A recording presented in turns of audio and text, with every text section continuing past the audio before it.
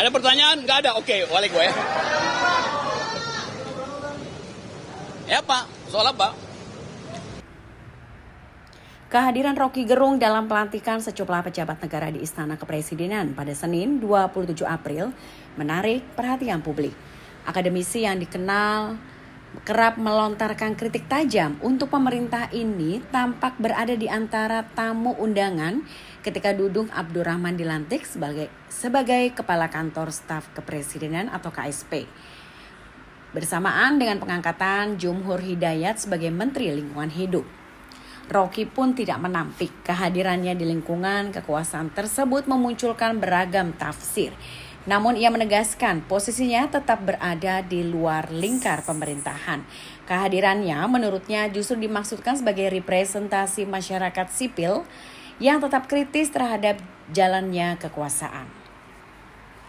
Pernyataan itu sekaligus menyinggung sosok Jumhur Hidayat yang menurut Rocky memiliki rekam jejak intelektual yang kuat meskipun pernah tersandung persoalan hukum di masa lalu. Dalam pandangan Rocky, latar belakang tersebut tidak serta-merta meniadakan kapasitas seseorang untuk berkontribusi dalam pemerintahan. Hingga ia juga mengaku hadir untuk mendampingi Jumhur, figur yang sudah lama dikenalnya. Rocky menilai Jumhur bukan sekedar aktivis saja, melainkan seorang pemikir yang memiliki pemahaman luas di bidang perburuhan, ekonomi, hingga lingkungan. Kehadiran Rocky di istana dalam momentum pelantikan ini memperlihatkan dinamika baru dalam relasi antar kelompok masyarakat sipil dan pemerintah.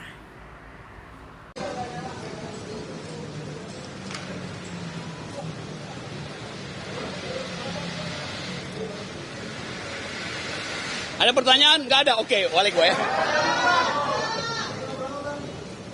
Ya Pak, soal apa?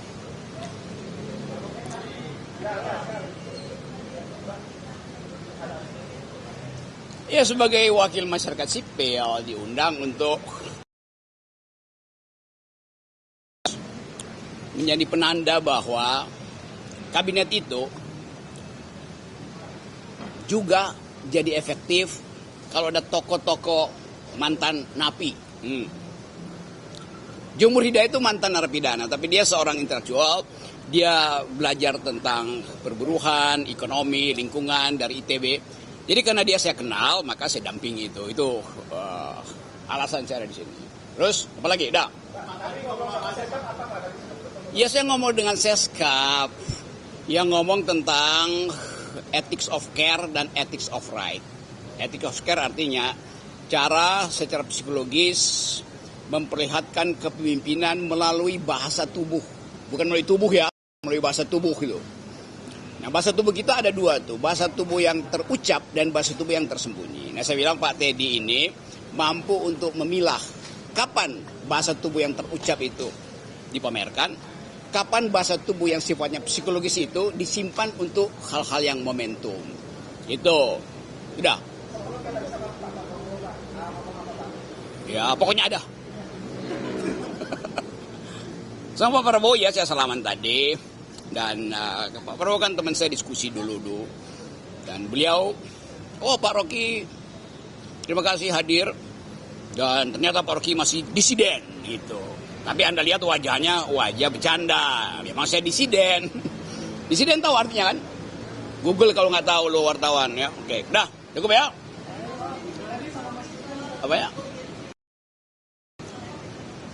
Gini ini. Kementerian Lingkungan, yang lain saya nggak tarik. Kementerian Lingkungan itu dia jadi kementerian global, bukan sekedar kementerian di Indonesia. Karena isu lingkungan itu isu global. Anda pergi kemana-mana, Anda bertemu dengan mereka akan tanya, do you speak environmental ethics? Jadi itu intinya. Dan di Indonesia ada 70 juta Gen Z yang menunggu sikap pemerintah terhadap lingkungan tuh. 2029, 70 juta ini adalah tempat bertanding suara. Nah, kalau politisi tidak do not speak environmental ethics, anak-anak muda yang 70 juta ini akan menganggap berarti kalian tidak memahami kegelisahan kami. Berarti kalian tidak mau membayar utang yang kalian ambil dari kami, generasi yang akhirnya harus hidup dengan dengan bau busuk, dengan sampah, dengan ketidakpastian, kan itu. Jadi saya anggap bahwa Pak Jumhur itu mewakili kepentingan minimal 70 juta langsung anak muda.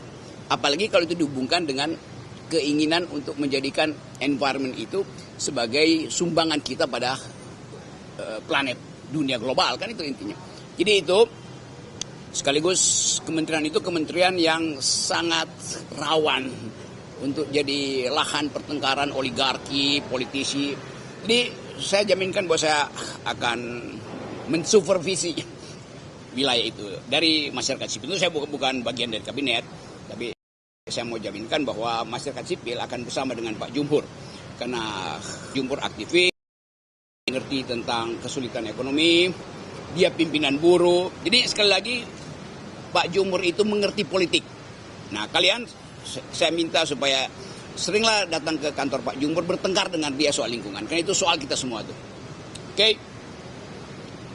Oke ya. Salam akal sehat. Gue naik gunung dulu ya.